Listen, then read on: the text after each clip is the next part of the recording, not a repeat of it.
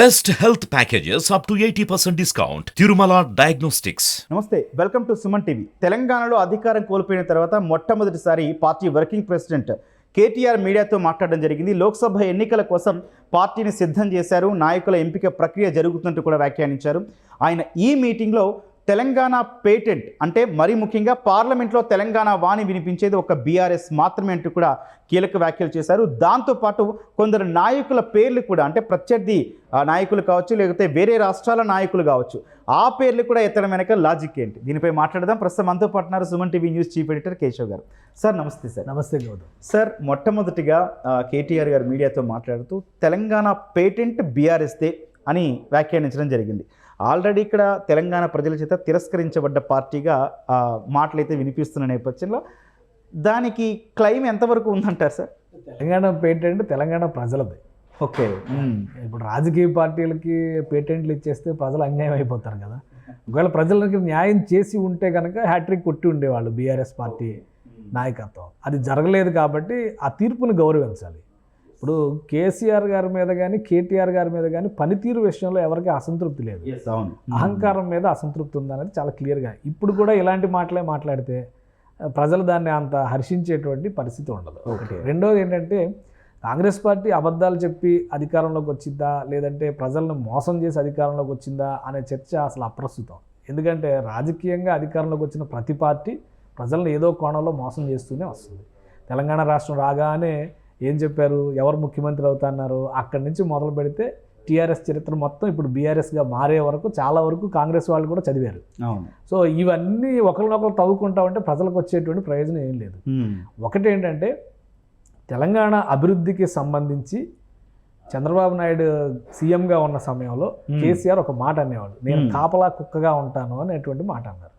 ఇప్పుడు ఆ పదం ఉపయోగించాలి బీఆర్ఎస్ నాయకత్వం. ఎందుకంటే ఒకవేళ రేవంత్ రెడ్డి గారు తెలంగాణ ప్రజలకు న్యాయం చేయకపోతే అసలైన కాపలా కుక్క బీఆర్ఎస్ పార్టీ మీ అంత తేలుస్తుంది అనేటువంటి వార్నింగ్ ఇస్తే కొంత సమయోచితంగా ఉండొచ్చు. కానీ ఇక్కడ ఏం జరుగుతుందంటే ఎంతసేపు మేము చేసాం అంటే మీరు చేయడానికి కదా మీకు అధికారం ఇచ్చింది. ఆ పదవి ఎందుకు ఇచ్చారు, మీకు ఆ బాధ్యత ఎందుకు ఇచ్చారు, మీరు చెయ్యాలనే ఇచ్చారు. మీరు చేసినా ప్రజలు తిరస్కరించారంటే మీరు చేసిన దానిలో ఏదో లోపం ఉంది, దాన్ని ఏ విధంగా సరి చేసుకోవాలనే దాని మీద ఫోకస్ పెట్టాలి. రేపు పార్లమెంటు సమావేశాలు ప్రారంభమయ్యేటువంటి తరుణంలో మేము తెలంగాణ అంశాల కోసం నిలదీసేది మాది ఏకైక పార్టీ అని మీరు ఇప్పుడు ఎలా చెప్తారు? విభజన అంశాల మీద 10 ఏళ్లలో ఎందుకు మీరు పోరాటం చేయలేదు? అప్పుడు రాబట్టుకోవాల్సినటువంటి విషయాలను పక్కన పెట్టి కాళేశ్వరం ప్రాజెక్టు మేము సొంతంగా కట్టుకుంటాం, మెట్రో రైలు మేము సొంతంగా వేసుకుంటాం అనేటువంటి డాంబికాలు ఎందుకు పలకాల్సి వచ్చింది?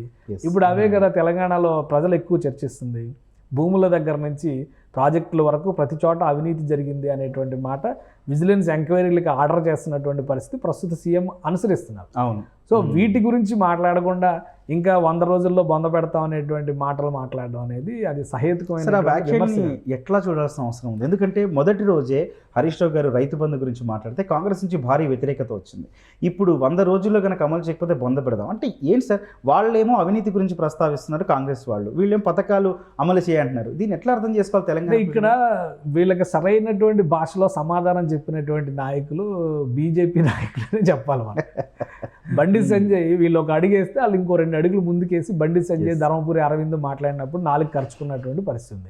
ఇప్పుడు మళ్ళీ కాంగ్రెస్ పార్టీ అనగానే కొంత అమాయకత్వం కనిపిస్తుందా లేదంటే వాళ్ళు గట్టిగా సమర్థంగా తిప్పికొట్టలేరు, కాంగ్రెస్ పార్టీలో ఉన్న అనైక్యతనే మనం ఒక అవకాశంగా వాడుకోవచ్చు అనేటువంటి ధైర్యం కనిపిస్తుందో తెలియదు. కానీ అనవసరమైనటువంటి పదజాలం ఇది. ఈ పదాల వల్లనే బీఆర్ఎస్ పార్టీని ప్రజలు తిరస్కరించారు. ఈ పదాలు ఎక్కువగా ఉపయోగించడం వల్లనే ఒక దశలో బండి సంజయ్ లాంటి వారి నాయకత్వాన్ని సమర్థించేటువంటి పరిస్థితి ఏర్పడింది. ఎందుకంటే వీళ్ళకి సమాధానం చెప్పాలంటే వాళ్ళే కరెక్ట్. ఇప్పుడు రేవంత్ రెడ్డి అసెంబ్లీలో మాట్లాడేటువంటి సందర్భంలో కూడా బీఆర్ఎస్ నాయకులు లేవనెత్తినటువంటి అంశాలకి రేవంత్ రెడ్డి సమాధానం ఇస్తున్నటువంటి తీరు పైన ప్రజలు కూడా హర్షిస్తున్నారు. అవును.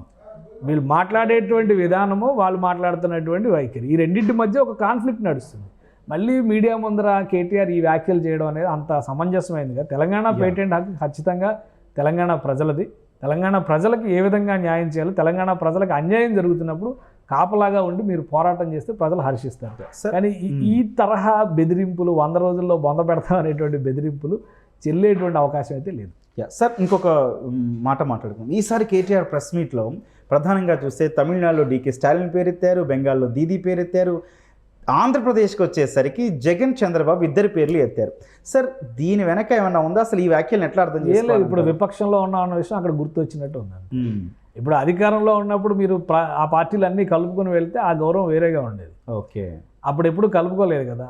కలుపుకుని ఉంటే ఆ లెక్క వేరేగా ఉండదు. కలుపుకోకుండా ఇప్పుడు ఏంటంటే ప్రతిపక్షంలో ఉన్నారు కాబట్టి ప్రాంతీయ పార్టీలన్నింటినీ ఒకటిగా కలుపుగా. అధికారంలో ఉన్నప్పుడు ఫెడరల్ ఫ్రంట్ పెడతామన్నారు, మేమే జాతీయ పార్టీ అవుతామన్నారు, మా జాతీయ పార్టీని దేశానికి దిశానిర్దేశం చేస్తున్నారు, తెలంగాణ మోడల్ని దేశవ్యాప్తం చేస్తా అన్నారు, ఈ స్థాయిలో అభివృద్ధి చూపించేటువంటి రాష్ట్రం ఏదైనా ఉందా చూడండి అని సవాళ్ళు విసిరారు. ఇప్పుడు అవన్నీ అయిపోయినాక ఏంటంటే డిఎంకే స్టాలిన్ గుర్తొస్తారు, వైఎస్ జగన్మోహన్ రెడ్డి గుర్తొస్తారు, చంద్రబాబు నాయుడు గుర్తొస్తారు, ఒరిస్సాలో నవీన్ పట్నాయక్ గుర్తొస్తారు. అందరూ మొన్నటి వరకు ఏమన్నారు, జాతీయ పార్టీగా పెట్టిన తర్వాత వీళ్ళందరి మీద పోరాటం చేయాలి కదా. మీరు ఆంధ్రప్రదేశ్ ఎన్నికల్లో బరిలో దిగుతున్నారా లేదా, కేటీఆర్ గారు దానికి సమాధానం చెప్పాలి కదా. ఆంధ్రప్రదేశ్లో విశాఖ ఉక్కుని ప్రైవేటీకరిస్తున్నారంటే ఒక స్పష్టమైనటువంటి నినాదం ఇచ్చి వాళ్ళ పార్టీ నాయకత్వాన్ని విశాఖకు పంపించి బిడ్డింగ్లో మేము పాల్గొంటామని చివరి నిమిషంలో తుస్సు అనిపించారు. ఆ రోజు జగన్మోహన్ రెడ్డి ప్రభుత్వం కానీ జగన్మోహన్ రెడ్డి పార్టీ నాయకులు కానీ చెప్పింది, అంటే తెలంగాణ ఆంధ్రప్రదేశ్ మంత్రులు చెప్పింది ఏంటి, అసలు బిడ్డింగ్లో పాల్గొనే అవకాశం ఉంటే ఆంధ్రప్రదేశ్ ప్రభుత్వమే పాల్గొనేది, ఇది అలవి కానిటువంటి అంశాన్ని దీన్ని తీసుకొచ్చి ఆంధ్రప్రదేశ్లో రాజకీయం చేయాలని కేసీఆర్ చూస్తున్నారనేటువంటి విమర్శ చేశారు. చివరిగా వాళ్ళు చెప్పిందే నిజమైంది కదా. మహారాష్ట్రకి వెళ్ళి సభలు పెట్టారు కదా. మరి ఇప్పుడు మహారాష్ట్రలో ఏ విధంగా కలిసి వెళ్తారు? ఉద్ధవ్ ఠాక్రేతో కలిసి వెళ్తారా, కాంగ్రెస్ పార్టీతో కలిసి వెళ్తారా అక్కడ? సో ఇవన్నీ క్లారిటీ లేనటువంటి మాటలు. రాజకీయంగా తమ పరిధిని మరీ ఎక్కువగా ఊహించుకొని జాతీయ పార్టీగా అవతరిస్తే జనం అందరూ జేజేలు పలుకుతారనేటువంటి ఒక అపోహలో వెళ్ళి బీఆర్ఎస్ పార్టీ సొంత రాష్ట్రంలోనే చతికిలబడినటువంటి పరిస్థితి. సార్ చివరిగా ఒకవేళ లోక్సభ ఎన్నికల్లో కనుక వీళ్ళ పోటీ గట్టిగా ఉంటుంది అనుకుంటున్నారా? ఎందుకంటే ఈసారి ప్రత్యర్థులు కాంగ్రెస్ బీజేపీ అంత సులభం కాదనే మాట వినిపిస్తున్న నేపథ్యంలో ఎట్లాంటి కసరత్తు జరుగుతుంది అనుకుంటున్నారు? అది 100% నిజం. ఎందుకంటే ఆ సాధ్యం కాదు కాబట్టే 3వ తేదీ నుంచే నెల రోజుల పాటు నియోజకవర్గ సమీక్షలకి కేసీఆర్ గారు పురమాయించారు. వచ్చే నెల నుంచి క్షేత్రస్థాయి పర్యటనలకి నేనే వస్తాను, కోలుకుంటాను కాబట్టి నేనే వస్తాను అనేటువంటి ఒక ప్రకటన చేశారు. ఇంకోటి ఏంటంటే 2 జాతీయ పార్టీల మధ్య, అది కూడా కేంద్రంలో ఒకరు అధికారంలో ఉంటే రాష్ట్రంలో మరొకరు అధికారంలో ఉన్నటువంటి నేపథ్యంలో ప్రాంతీయ పార్టీల స్థాయి చాలా వరకు తగ్గిపోద్ది. ఇప్పుడు ఉన్నటువంటి ప్రజా వ్యతిరేకతను ఇదే తరహా మాట తీరుతో కనుక ముందుకెళ్తే, ఎందుకంటే జాతీయ అంశాల గురించి మాట్లాడాలి. జాతీయ సార్వత్రిక ఎన్నికలు వస్తున్నటువంటి తరుణంలో జాతీయ అంశాలు, మళ్ళీ తెలంగాణ సెంటిమెంట్, తెలంగాణ పేటెంట్ అంటే అసలు మీ పార్టీ పేరులోనే తెలంగాణ పేరును పరిహరించుకున్న వాళ్ళు తెలంగాణ పేటెంట్ మీకు ఎలా వస్తుందని ప్రజలు కూడా క్వశ్చన్ చేస్తారు కదా. ఇదే ప్రశ్న వాళ్ళకు కూడా ఎదురయ్యేటువంటి పరిస్థితి ఉంటుంది. అందుకనే రాజకీయంగా మాట్లాడేటువంటి సందర్భం వేరు, ఎన్నికలను ఎదుర్కొనేటువంటి సందర్భం వేరు. ఇప్పుడు ఆంధ్రప్రదేశ్లో కానీ తెలంగాణలో కానీ జరుగుతున్నటువంటి పరిణామం, ఆంధ్రప్రదేశ్లో మినహాయింపు ఇవ్వాలి. ఎందుకంటే అక్కడ లోకల్ ఎలక్షన్స్ కూడా ఉన్నాయి, స్థానిక అసెంబ్లీ ఎలక్షన్స్ కూడా ఉన్నాయి కాబట్టి ఆంధ్రప్రదేశ్ లెక్కలు వేరుగా ఉంటాయి. తెలంగాణలో కేవలం జాతీయ స్థాయి ఎన్నికలను దృష్టిలో పెట్టుకుని మాత్రమే ఎన్నికలు జరుగుతాయి. కాబట్టి ఇక్కడ ఎజెండా ఏంటి? బీఆర్ఎస్ పార్టీ ఇక్కడ ఎజెండా ఏది నిర్ణయిస్తుంది? ఎవరిని ఫెయిల్యూర్ క్యాండిడేట్ల కింద ఎవరిని డిసైడ్ చేస్తారు? ఇప్పుడు వచ్చి 3 నెలలు కూడా కాకుండా, అంటే ఇంకా నెల రోజులే అవుతుంది. మీరు అప్పుడే 100 రోజులు టార్గెట్ పెట్టి 3 నెలల తర్వాత ఎలక్షన్స్ వస్తున్నాయి కాబట్టి లోక్సభలో ఫెయిల్యూర్ అని కాంగ్రెస్ పార్టీని ఎండగడితే మీరు 10 ఏళ్ల ఫెయిల్యూర్ లిస్టు వాళ్ళు తీస్తున్నారు కదా, వాటికి సమాధానాలు చెప్పాల్సిన పరిస్థితి వస్తుంది కదా. కాబట్టి ఇప్పుడు ఒక నిర్దిష్టమైనటువంటి ఎజెండా బీఆర్ఎస్ పార్టీకి తెలంగాణ లోక్సభ ఎన్నికల్లో కనిపించడం లేదు. సో మళ్ళీ సెంటిమెంట్ అనేటువంటి అంశం చుట్టూ తెలంగాణ పేటెంట్ మాదే అనేటువంటి క్లెయిమ్ చేసుకోవడం ద్వారా వాళ్ళు అన్యాయం చేశారు, వీళ్ళు అన్యాయం చేశారు, మళ్ళీ మాకే ఓటు వేయండి అనేటువంటి మాట ద్వారా ఓట్లు అడగడానికి తప్పితే వేరే ఆప్షన్ లేదు. కాబట్టి 2 జాతీయ పార్టీలను ఎదుర్కోవడం అనేది చాలా క్లిష్టమైనటువంటి సందర్భం ఇది. ఒకవేళ లోక్సభ ఎన్నికల్లో కనుక గతంలో టీఆర్ఎస్ ఎక్కడైతే ప్రస్థానం మొదలుపెట్టిందో 2 లోక్సభ స్థానాలకు పడిపోయేటువంటి ప్రమాదం ఉంది అనేది కూడా గ్రౌండ్ లెవెల్ రిపోర్ట్స్ చెప్తున్నటువంటి మాట. ఎందుకంటే అటు బీజేపీ పెద్ద టార్గెట్ పెట్టుకొని ఉంది, అధికారంలో ఉన్నటువంటి కాంగ్రెస్ పెద్ద టార్గెట్. ఆల్రెడీ దక్షిణ తెలంగాణ మొత్తంలో కూడా కాంగ్రెస్ పట్టుంది అనేది ప్రూవ్ అవుతుంది. ఉత్తర తెలంగాణలో కీలకమైనటువంటి జోన్ నిజామాబాద్, ఆదిలాబాద్, కరీంనగర్ ప్రాంతాల్లో బీజేపీకి పట్టున్నటువంటి పరిస్థితి కనిపిస్తుంది. ఈ మొత్తం మినహాయించి చూస్తే బీఆర్ఎస్కి స్కోప్ కనిపిస్తుంది. ఒక మెదక్, రంగారెడ్డి, హైదరాబాద్ జిల్లాలు తప్పితే ఎక్కడ కనిపించట్లా. కాబట్టి ఆ లెక్కలు నిజమైతే కనుక మళ్ళీ 2-3 సీట్లకు కనుక బీఆర్ఎస్ పార్టీ పరిమితం అయిపోతే చాలా క్లిష్టమైన పరిస్థితిని ఎదుర్కోవాల్సి ఉంటుంది. దాన్ని ఓవర్కమ్ చేయడం కోసమే తెలంగాణ పేటెంట్ అంశాన్ని పదే పదే కేటీఆర్ మళ్ళీ రేజ్ చేసేటువంటి అవకాశం అయితే స్పష్టంగా ఉంది. Right sir, thank you sir. Right, మొత్తంగా ఒక పక్క అధికార కాంగ్రెస్ అవినీతి ఆరోపణలు చేస్తూ ఉంటే పథకాల గురించి మాట్లాడుతున్నారు బీఆర్ఎస్ నాయకులు. మరీ ముఖ్యంగా మాట్లాడుకోవాల్సి వస్తే లోక్సభ అభ్యర్థుల ఎంపిక మాత్రం ఈసారి కత్తి మీద సామనే చెప్పాలి. ఎందుకంటే బలమైన కాంగ్రెస్ బీజేపీలు ఉన్న నేపథ్యంలో గెలిపే ప్రామాణికంగా తీసుకుంటే బీఆర్ఎస్ ఈసారి చాలా కష్టపడాల్సిన అవసరం కూడా కనిపిస్తుంది. అట్లాగే కేటీఆర్ చేసిన వ్యాఖ్యల పట్ల కూడా అనేక రకాల విమర్శలు అయితే వ్యక్తమవుతున్నాయి.